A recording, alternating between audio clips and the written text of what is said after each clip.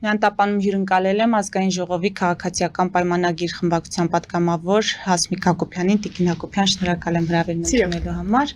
Հասկանում եմ, որ առիթ ունեցել եք ներքաղաքական իրադարձություններից այս օրերին խոսելու, որոնք մասնավորապես ծավալվում են Գագիկ Ծառուկյանի շուրջ, բայց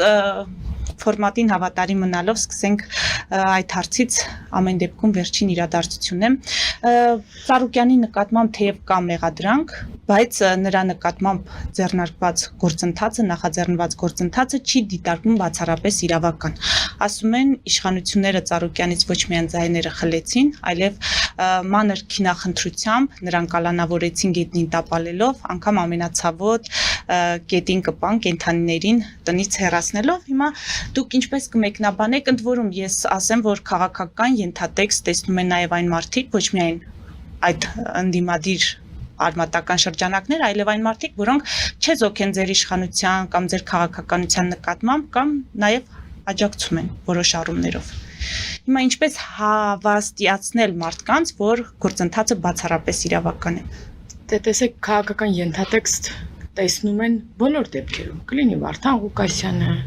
կլինի Գագիկ Ծառուկյանը, կլինի Ռոբերտ Քոչյանը, եւ դա ինչպես է լինում։ Հենց այդ շրջանակները քաղաքական սկսում են իրադարձությունները օգտագործել քաղաքական նպատակներով, այսինքն մարդը, որը նաև քաղաքականությամբ է զբաղվում կամ ձեռիեց զբաղվում է, ինչպես իմ ասած մարդկանց դեպքում, այդ մարդիկ եթե որևէ առարկի համար հետապնդվում են իրավապահ համակարգի կողմից, որևէ նախաքննական մարմին է իրենց դուռը թակում, հայտարարություններ են անում, որ սա քաղաքական ենթատեքստ ունի, սա բռնաճնշում է, քաղաքական հետապնդում է եւ այլն։ Բայց այդպես չէ։ Որևէ քաղաքականությամբ զբաղվող մարդ չպետք է ալիբի ունենա կատարելու արարքներ, որոնք չի կարելի կատարել եւ որոնք եթե կատարի քաղաքականությամբ չզբաղվող մարդը կհետապնդվի իրավապահ համակարգի կողմից։ Այս ուղղակի պարզ շահարկում է, պետք է իրերը առանձին նայել։ Օրինակ նույն պարոն Ծառուկյանը ինքը ոչինչ չի արել եւ իր վրա գործ է կարվում, իրոք, հա, Իրանի Իսլամական Հանրապետության դեսպանին մենք խնդրել էինք, որ դուրս գա ինչ-որ հայտարարություններ անի կապված այդ առևտրի կենտրոնի չարաշահումների, չգիտեմ ինչի հետ։ Այդպես չէ։ Մարդը անցել է իր լիազորությունները, կատարել է արարքներ, որոնք նկարագրված են քրեական օրենսգրքով եւ համել ձեռքի հետ, երբ որ պետք է լինում, մտնում է քաղաքականություն։ Ինչու է մտնում, դա իր գործն է։ Բայց սա չի կարելի սրանով պայմանավորված ֆիլտր դնել, ասել ով որ քաղաքականությամբ է զբաղվում, ինչ ուզի կարող է անել։ Վարդան Ղուկասյանն էլ ընտրված քաղաքապետ էր, չէ՞, Գյումրիում։ Ոնց եղավ։ Ձայնագրությունները օրինական կերպով արված ձայնագրությունները մեր ականջով լսել ենք։ Ոնց է կաշառք պահանջում։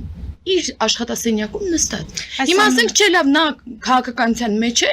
ոչինչ որ կաշառք է վերցնում, ինչ անունը, պահանջում։ Այս գործընթացը կարելի էր ավելի վաղ նախաձեռնել, այսինքն նրա կողմից այդ արարքները ձեր մատնանշած, դրանք միայն այս վերջերս չեն տեղի ունեցել, չէ՞, դրանք տևական ժամանակվա պատմություն ունեն։ Այսինքն կարելի է գործընթացը ավելի վաղ նախաձեռնել, ըստ այդմ հիմք ստեղծել, որպեսզի Բարգավաճ Հայաստանը չկարողանա մասնակցել ընտրությունների։ Մենք այդ տեսեք դուք հիմա այնպեսի բան եք ասում, որը չի կարելի հիմք ստեղծել, որպեսզի Բարգավաճ Հայաստանը չկարողանա մասնակցել։ Սա ավելի վաղ նախաձեռնվել, սխալ է, մենք որևէ ուժի, դուք գիտեք, որ նախորդիվ շրջանում մեզ հիմնականում ասում էին թող ուժեղ Հայաստանը չմասնակցի, այնպես արեք չմասնակցի, մենք ոչինչ չենք արել, ոչինչ։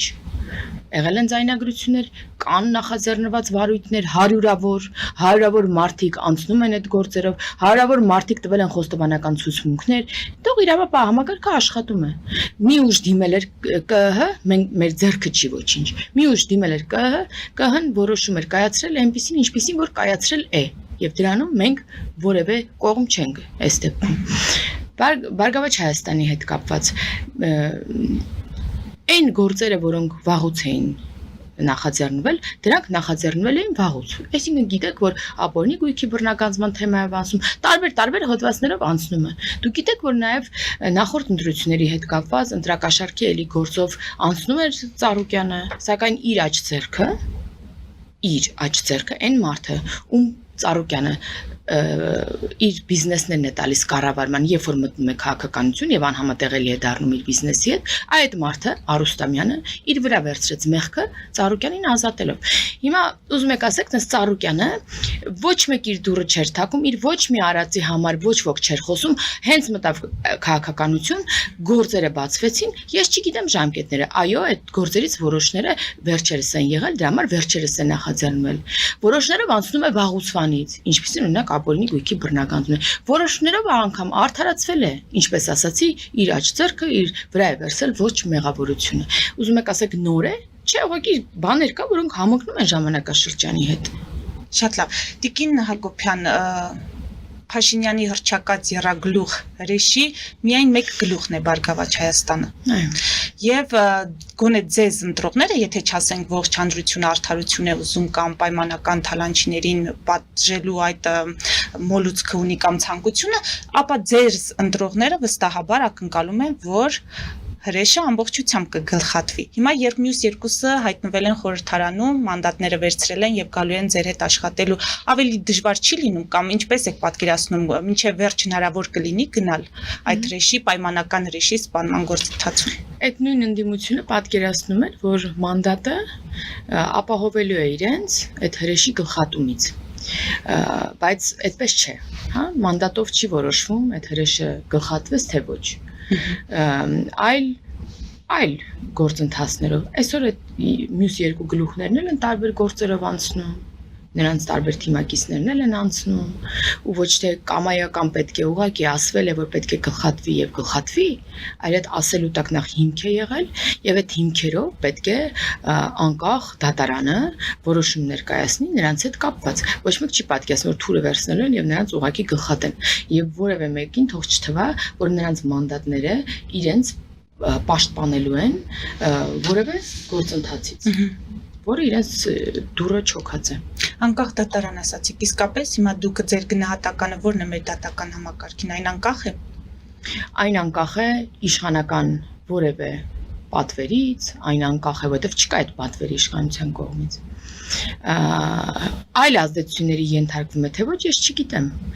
բայց շատ է դժգոհությունը հասարակության կողմից եւ շատ են բողոքները դատական համակարգից։ Դուք գիտեք, որ մենք էլ այս բազմաթիվ անգամներ այս շրջանում խոսել ենք այդ խնդիրների մասին, խնդիրներ ենք դրել եւ որպես իշխանություն, օրինակ որպես օրենսդիր մարմին, մենք ամեն ինչ արել ենք՝ լիազորություններ, պայմանների բարելավում, աշխատավարձեր։ Ինչ հնարավոր է, մենք որպես իշխանություն արել ենք, որպեսզի համակարգը կայանը։ Ստացվել է ամբողջությամբ չէ, դա process-ի մեջ է եւ ասել, որ ամբողջությամբ խնդիրը լուծված է, ես չեմ կարող։ Եվ այս առաջիկա տարիներին սա մեզ համար շատ թիրախային է լինելու, հենց դատական համակարգի բարենորոգման թույլ տվեք ասել օրակարգը եւ հուսանք, որ ամեն ինչ կստացվի, որովհետեւ մյուս կողմից ասել, որ օրինակ այո, դժվար էր դատարանի համար ենթադրել եւ եզրահանգման գալ, որ ինչ որ մեկը Ծառուկյանի համար միլիոններ չէր բաժանում, դժվար է, չէ՞։ Պարզը չէ, որ ինչ որ մեկը իր գրպանից ենթադրենք Կապանի հիմա Կապանի ուժեղ Հայաստան շտաբի պետը ինքնուրույն որոշում է փող բաժանել, որ Սամվել Կարապետյանը հաղթի ընտրությունները։ Չէ, պարզը չէ, որ դա բուրգ է եւ մարդիկ այդպես տասնապետներով, հազարապետերով փող են բաժանում, որպեսզի ընդհանուր արդյունք ունենան, որի արդյունքում ոչ թե Կապանի հետ իրենց թիմակիցն է գալու իշխանության, այո, նրանց որոշ բաներ խոստացած կլինեն բնականաբար, բայց գալու է իշխանության ամենաառաջին համարը նրանց լիդերը։ Հիմա այդ կապը օրինակ դատարանը չի տեսել Ծառուկյանի հետ կապված։ Եվ ասել են շատ լավ, այս մարդն է մեղավոր եւ նա դատապարտվել է։ Ծառուկյանը արդարացվել է։ Հիմա սա անկախ դատարանի, անաչառ դատարանի որոշում չէ։ Եվ մարդիկ դրա համար շատ են բողոքում, դրա համար շատ այսօր դուրս եկեք եւ հարցում արեք։ Ամենաշատը բողոքում են հենց դատական համակարգի, բոլորն առնչվում են։ Եվ մյուս կողմից էլ մենք պետք է հասկանանք, որ 18 թվականից հետո ինչ որ այլ մոլորակից դատավորներ չենք բերելու եւ ներդնենք համակարգ։ Ինչպես օրինակ ուսուցիչներ չենք բերելու ներդնենք, ինչպես օրինակ ոստիկաններ չենք բերելու ներդնենք։ Այդ նույն մեր հասարակությունն է, որը կամաց պետք է վերափոխվի նոր իրողություններին հարմարվի, նոր կադրեր կան, նոր վերապատրաստումներ, ներդրում համակարգի կայացման համար եւ ի վերջո մենք կունենանք այն համակարգը, որին արժանի է մեր հասարակությունը։ Լավ իմաստով հասարակության վերափոխում ասացիք, ես ենթադրում եմ, որ լավ իմաստով նկատի ունեք, բայց մենք տեսանք, որ փաստորեն մեր հանրությունում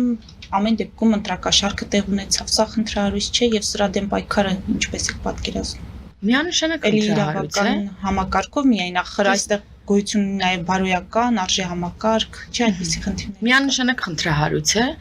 եւ ես երկար էի մտածում իրականում ու հիշում եմ, երբ որ Մինչ հեղափոխությունը իմ շրջապատում մարդիկ գլուխ էին գովում եւ ասում էին 2-ից էլ փող եմ վերցրել, 3-ից էլ փող եմ վերցրել, ոչ մեկին չեմ ընտրել։ Այսինքն դա համարվել է որոշակի այդ հայի շուստրություն, դա սաղից վերցեցի, բայց գնացի ու մուզեցի ընտրեցի։ Եվ սա ողջունվում էր շրջապատի կողմից, այսինքն ոչ մեկ չէր ասում, վայ, ինչ ամոթ է, ինչու ես այդպես անում, բա որ բռնվեց, որովհետև ամեն ինչ օքեյ էր, իշխանությունը փող էր բաժանում եւ իր սատելիտները, հա, այն ժամանակ կոալիցիոն իշխանությունը փող էր բաժանում, որ մեկինը կպներ Որևէ համակարգ չէր գնալու այդ փող բաժանողի հետևից, որովհետև ամեն ինչ սինխրոնացված էր ոստիկանություն փող բաժանող։ Հիմա բռնվում են, որովհետև հիմա ոստիկանությունը չի կարող դրա վրա աչք փակել, որովհետև մի սանրի կտավ չեն, այսպես ասած, որոշները այո, կաշառատու են։ Եվ հիմա մարդկանց մեջ այդ բարքերը մնացել են, այսինքն մարդը մտածում է, ես վստահ եմ, որ այդ վերցնողներից շատերը եւս չեն գնացել եւ չեն ընտրել իրենց, բայց վերցրել են։ Եվ համակարգը, երբ որ դուրս է գալիս իրենց հետքի վրա, չի ասում, լավ, սա անհավատանք ինքը գնացել է եւ օրինակ ԿՊ-ի է ընտրել, այդպես չէ։ Եթե դու արարքը գործել ես, վերջ դու պետք է պատասխանատվության ենթարկվես։ Եվ պետք է մեր հասարակության մեջ դառնա շատ ամոթալի։ Այսինքն մարդը պետք է ամաչի, որ իր երեխաները կամաչեն իր համար, եթե ինքը կաշառք վերցնի կամ կաշառք բաժանի։ Պետք է այդպես քննադատելի, արգահատելի արարք համարվի, որովհետև սա ժողովրդավարության հիմքերը խարխլող ամենամեծ ուրեմն երևույթն է։ Ինչպես կարելի է ձայնը վաճառել, այն վաճառքի դրված չէ։ Ինչ որ ուժեր չեն դուրս գալիս աուկցիոնի, հա, ով ավելի շատ կտա, նրան վերցնեն։ Ձայնը չի վաճառվում։ Մարդը ընտրում է իր ապագան, իր երեխաների ապագան, իր վաղվա բարերարությունը։ Այդ 5000 կլինի, թե 50000 կլինի, թե 100,000 կլինի։ Դա այսօր համաձայն եք, որ մեկ օրում ծախսելու գումարներ են։ Բայց դու քո առաջիկա տարիները, միգուցե նաև պետության ճակատագիրը, պետականության լինել չլինելը, դու վաճառում ես ընդհանրապես քո մի օրվա ծախսով, որ րոպեական կարող ես ծախսել դու այդ գումարը։ Եվ դու նաև դա անում ես այն մյուս արդար մարդկանց հաշվին։ Մարդիկ գնում են, հավատում են, որ ինչ որ մի ուժի որ ձայն տան լավ կլինի։ Այնպես որ սա շատ մտահոգիչ է եւ մենք առաջիկայում ոչ միայն այս կոշտ միջոցներով, որը որ այսպես թե այնպես տեղի ունենում, որտեղ օրենքն է այդպես պահանջում, այլև նաեւ մարդկանց մեջ այս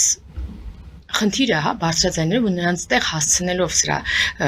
արատավոր լինելը, մենք նաեւ այս կերպ պետք է խնդիրը փորձենք լուծել։ Մակարդակում գոնե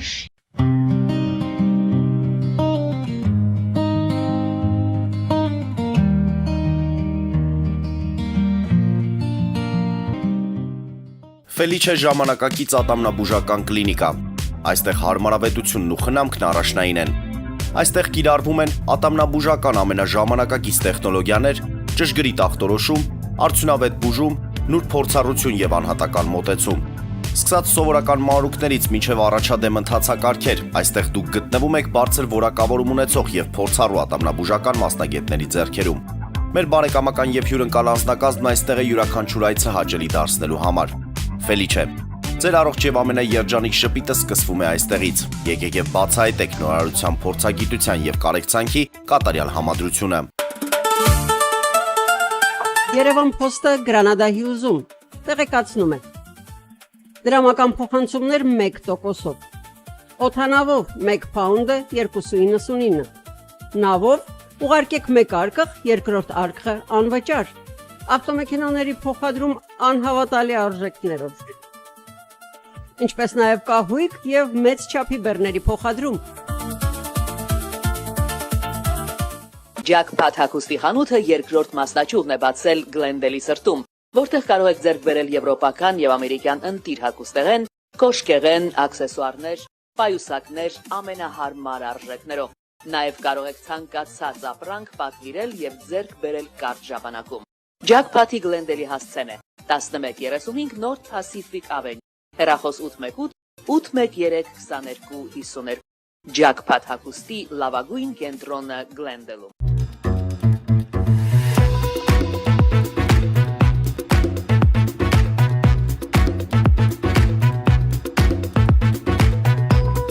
Արարատ ռեստորան, ընտանեկան եւ ընկերական ժամանցի լավագույն հասցե, սիրված արտիստներ, հյուրընկալ մթնոլորտ, հարուստ ճաշացան, անմահական խորտիկներ, Արարատ ռեստորան, հասցեն անփոփոխ, սիրով սպասում ենք ձեզ։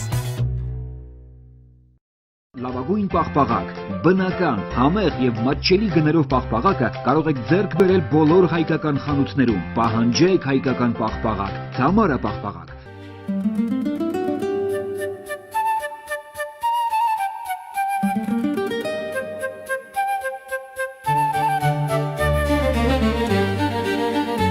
Նոյան տապան տպարան,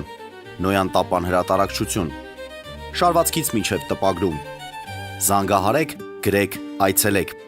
միասին պատրաստենք ձեր գիրքը, ամսագիրը կամ թերթը, որտեղ նշվելու է, տպագրված է Նոյան տապանում։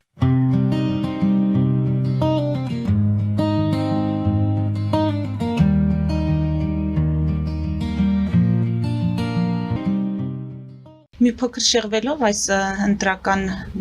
ներքաղաքական զարգացումներից Տիկին Հակոբյան Բայրամովն այսօր Ադրբեջանի արտգործնախարարը խոսել է սահմանադրական փոփոխությունների այդ անհրաժեշտությունից, դա ըստ էության ներկայացնելով նախապայման խաղաղության պայմանագրի ստորագրման համար։ Հիմա նոր խորհրդարանը, որտեղ դուք մեծամասնություն չեք, ինչպես եք վարվելու այս պահանջի հետ։ Դուք ունեիք սցենար, որ եթե դուք չլինեք այդպես բացարձակ մեծամասնություն, ինչպես եք վարվելու։ Մենք բացարձակ մեծամասնություն ունենք խորհրդարանում, դա միանշանակ է։ Նկատի ունեմ նոր սահմանադրության հետ կապված սահմանադրական մեծամասնություն։ Այո, սահմանադրական։ Մենք ինձ մեծ հաշվով շատ չի հետաքրքրում ինչ է Բայրամովն ասում, ինչ են մյուս կողմերից շահարկվում մեր ներքաղաքական տարբեր գործընթացները եւ երբեք դա չի հետաքրքրել, որովհետեւ մենք մեր օրակարգերն ունենք, մենք չենք առաջնորդվում դրսից ինչ որ նման հայտարարություններով, մենք մեր օրակարգերն ունենք, որոնք հենց առաջանում են, մենք սկսում ենք քննարկել մեր հասարակության հետ։ Կոնկրետ նոր սահմանադրության պահանջը սա ոչ թե մեր առաջարկած օրակարգն է, այլ սա հասարակությունից եկած պահանջ է, որը մենք ձևակերպել ենք որպես օրակարգ։ Մենք շատ ենք լսել, որ մենք սահմանադրություն չենք ընտրել, որ միշտ սահմանադրության ընտրությունները կեղծված են եղել, որ պարտադրվել է սահմանադրությունը հասարակությանը։ Մենք եղել ենք, չէ՞, այդ քվեարկությունների ժամանակ սահմանադրության։ Մենք գիտենք դա ինչպես եղել։ Այնպես ինչպես բոլոր ընտրությունները նախկին Հայաստանի թույլ տվեք ասել։ Եվ սա լավագույնը շարքվեց իհարկե ընդդիմության կողմից։ Ես հիշում եմ, երբ որ ադրբեջանական կողմից շահարկումները սկսվեցին, սրանք նպատակ ունեին իհարկե միգուցե թույլ չտալու, որ Հայաստանում իրոք սահմանադրություն փոխվի եւ իրոք չլինի որևէ սպառնալիք, չլինի որևէ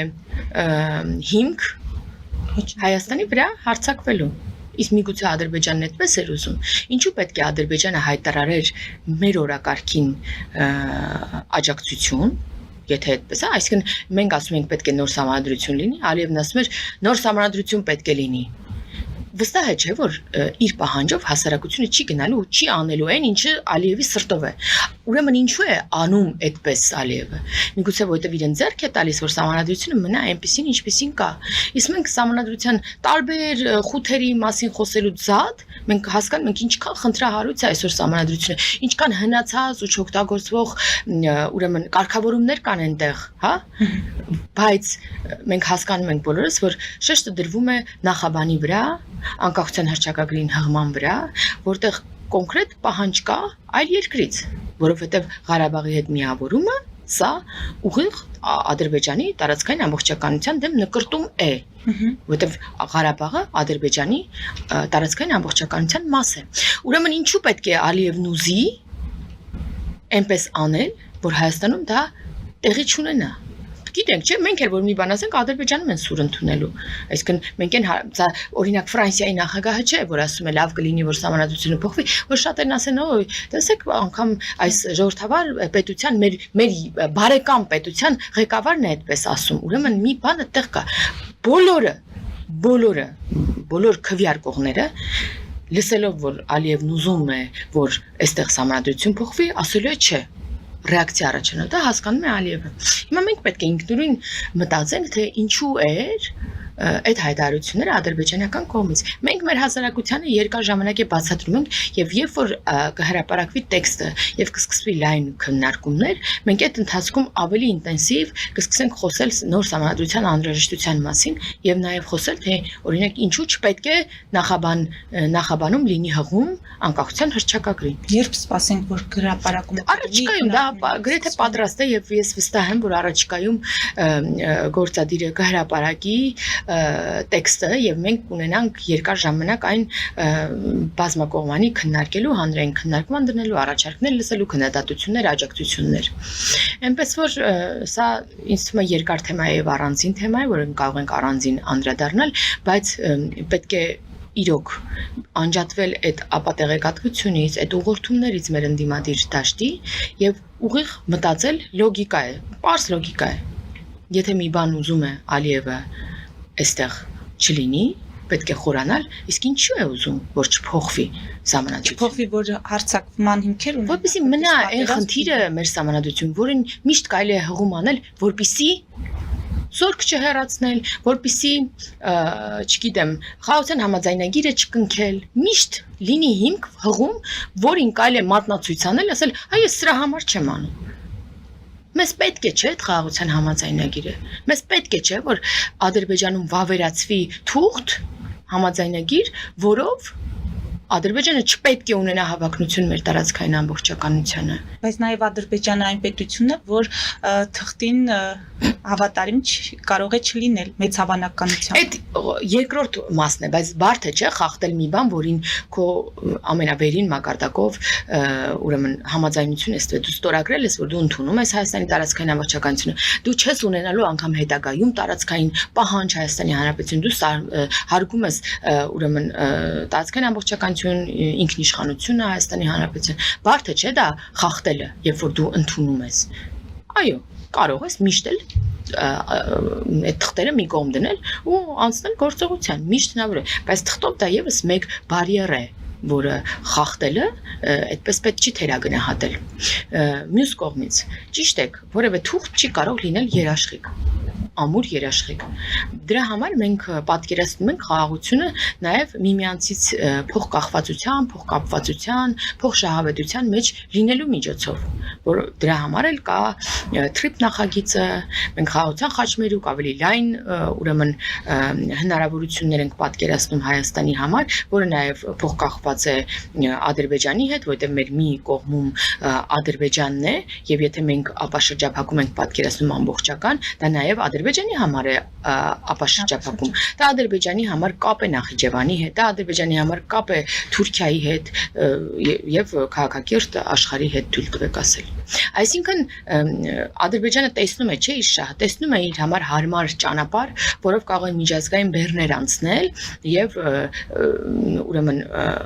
մաքսատուրքեր, հա, տարբեր վճարներ արվի, օրինակ ադրբեջանական բան, բյուջե։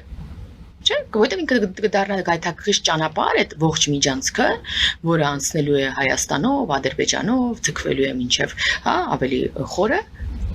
Եվ սա փոխշահավետ է նաև Ադրբեջանի համար, եւ մեր փոխշահավետության մասին էլ չեմ խոսում, երկար եմ խոսել։ Ձեր այս ասացից կարելի է արձանագրել, որ իշխանության ներկայացուցիչների համար այնուամենայնիվ հստակ է, որ Ադրբեջանին մենք այսպես դժվարությամբ փորձում ենք բերել խաղաղության, կամ ժողովրդական լեզվով զորով ենք բերում խաղաղության, որովհետև մենք ենք չեն կողմը, որ ուզում է խաղաղություն։ Հիմա մեր եւ Վրաստանի միջև պետք չի որևէ համաձայնագիր, որպեսզի մենք խաղաղ լինենք, որտեղ մենք խաղաղ ենք, երկուստեք այդ համաձայնությունը կա։ Ադրբեջանի եւ Հայաստանի միջև խնդրեմ է։ Մենք ինչքան երկար ենք բանակցել, որ այդ համաձայնագրի կետերը հաստատվեն նաև Ադրբեջանի կողմից։ Ինչքան երկար։ Հա, մենք ավելի ենք ուզում խաղաղություն։ Մեզ միգուցե ավելի է պետք այդ խաղաղությունը։ Բայց եթե բարդ չլիներ, այդ թղթերի անհրաժեշտությունն էլ չէր լինի։ Հա, մենք ավելի շատ ենք ուզում։ Մենք ամեն ինչ անելու ենք եւ անում ենք եւ արել ենք, որ խաղաղ լինի մեր տարածաշրջանում։ Դուք կհիշեք, որ ընդամենը 2 տարի առաջ, գրեթե 2 տարի առաջ, Ադրբեջանը կրակում էր Սյունիքում։ Մենք կրակոցներ ենք լսում, մեր քաղաքացիները տեսանյութեր են հրապարակում իրենց էջում, թե ինչպես են Ադրբեջանից կրակում։ Հիշում եք։ Հիմա մոռացել ենք, մենք լավ բաներին հեշտ ենք սովորում, բայց մենք այդ սադրանքներին չենք տրվել, չէ՞, մենք մեր կողմից չենք կրակել։ Այդ թիրախային չէին այդ կրակոցները, անկանոն էին, ինչ էին, բայց դա նպատակ ուներ, չէ՞, սադրելու որ Հայաստանի կողմից էլ լինի կրակոցներ։ Ինչու՞։ Հիմա մենք եկել ենք, հասել ենք այնտեղ, որ ասում ենք, այնտեղից այսպես են ասում, միթե սա չի նշանակում, որ Ադրբեջանը չի ուզում։ Մենք մոռացել ենք, որ ամիսներ առաջ, տարիներ առաջ Ադրբեջանը կրակում էր, հույս ունենալով, որ մեր կողմից եւս կկրակվեն, կրակոց կլինի, եւ դա կդառնա, չգիտեմ ինչ։ Կրակում էին Հայաստանում գործարանի վրա, հիշում եք։ Երասխուն։ Այսինքն մենք այդ բարդ փուլը անցել ենք, հիմա հասել ենք եւս մի փուլի, որը եւս հաջողությամբ անցնելու ենք։ Շատ լավ։ Տիկին Հակոբյան, ամփոփելով ի հեճուկս Փաշինյանի լավատեսության հայ-ռուսական հարաբերություններում խնդիրները կարող ենք արձանագրել, որ չեն հարթվում, մասնավորապես սահմանափակումները վերացված չեն, Փաշինյանը պատրաստ է Ռուսաստանի նախագահի հետ հանդիպել, բայց այնտեղից լռում են ոչ միայն ընտրության արդյունքների հետ կապված, այլև մենք տեսանք, որ ամեն դեպքում մինչև այս պահը Պուտինի հետ հանդիպում տեղի չունեցավ, փոխարենը Փաշինյանը Եկատերինբուրգում հանդիպեց Միշուստինին։ Ինչպես եք պատկերացնում հարաբերություններում խնդիրների այս հարթումը, լուծումը։ Նախ եւ ինչ արդյունքներով է վերադարձել Փաշինյանը։ Ռուսաստանի նախագահի հետ հանդիպումը ընդամենը 2 ամիս էր գրեթե առաջ էր, որ վարչապետը ունեցել այդ հանդիպումը։ Կհիշեք են հայտնի հայտարարությունը։ Այո, ընտրություններից հետո կարևոր է որպեսի։ Հա, տեսեք, բայց այդպես չի, չէ, որ անընդհատ պետք է անընդհատ արագ հանդիպել, այդպես շուտ թայմեր դրած չի էլի հանդիպումների արանքում։ Իհարկե այդ հանդիպումը կլինի, հիմա աշխատանքային այցեր եւ ոչ Մոսկվա եւ միշտ չէ, որ ամեն այցի ժամանակ նաեւ պետք է գնալ մի հատ էլ Մոսկվա, պատկերացնեք Ռուսաստանի ինչ մեծ, կարծեմ Եկատերինբուրգում էր հանդիպումը եւ միշտ պետք է գնալ եւ նաեւ հանդիպել այս դեպքում Պուտինի հետ։ Ուզում եմ ասել, որ այդ հանդիպումները իհարկե կլինեն եւ ոչ մեկ եւ եղել են ընդհանրապես ասում 2 ամիս գրեթե առաջ է եղել, նախընտրական շրջանից անմիջապես առաջ էր, որ հանդիպում եղավ, իսկ կարգավորումը այցը սեղանի շուրջ նստելը, խնդիրների մասին խոսելը, դա արդեն առաջընթաց է, չէ՞։ Առաջընթաց է։ Մենք գնացել ենք վարչապետը լայն կազմով եւ խոսել են այն խնդիրներից, որոնք առաջացած են այսօր մեր տնտեսվարողների մոտ։ Այո, որոշակի պայմանավորվածություններ են ձեռք բերվել, հայտարարություններ են եղել նաեւ Ռուսաստանի ներկայացուցչի կողմից, որ խնդիրները լուծելու ճանապարհով են գնում։ Ես չգիտեմ սա որտեղ է ցույց տալիս, որ դեպի վատն են գնում մեր հարաբերությունները։ Մեր հարաբերությունները պատմական ամենավատ փուլում են եղել։ Փուլում են եղել, երբ որ մեզ հետ պատերազմական իրավիճակում գտնվող երկրի հետ ռազմավարական գործընկերության փաստաթուղթ է ստորագրվել մեր ռազմավարական գործընկերոջ կողմից։ Այսինքն Ռուսաստանն ու Ադրբեջանը ստորագրել են շատ կարևոր համագործակցության փաստաթղթեր, որով նաև կաշկանդված էին աջակցել Հայաստանին, երբ որ Հայաստանը ենթարկվեր Ադրբեջանի կողմից հարձակման։ Ի հեճուկս այն փաստաթղթերի, որ ունենք թե երկկողմ Ռուսաստանի Դաշնության հետ, թե բազմակողմ ՀԱՊԿ շրջանակում։ Այ դրա համար էլ, երբ որ հարձակում եղավ Հայաստանի Հանրապետության սուվերեն տարածքի վրա, եթե Ղարաբաղի դեպքում ունեին արդարացում, հա, որ Ղարաբաղը Հայաստանի մաս չէ եւ այնտեղ հարձակման դեպքում մենք չենք կարող ոչինչ անել, ապա Հայաստանի Հանրապետության դեպքում դա պայմանագրային պարտավորություն է Ռուսաստանի Դաշնության կողմից։ Մենք այս պատմական վատ իրավիճակում ենք եղել, ամենավատ,